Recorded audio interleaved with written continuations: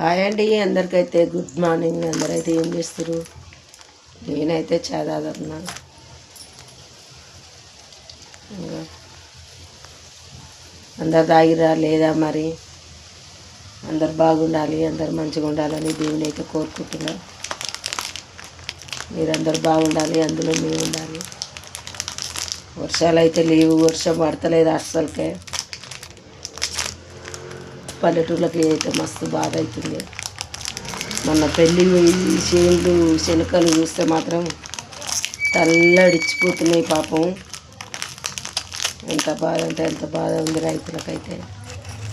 భూమి జాగలేని వాళ్ళకి మనకైతే ఏం లేదని వాళ్ళకు ఉంది, కానీ వాళ్ళు పండిస్తేనే మనం తినడం కదా.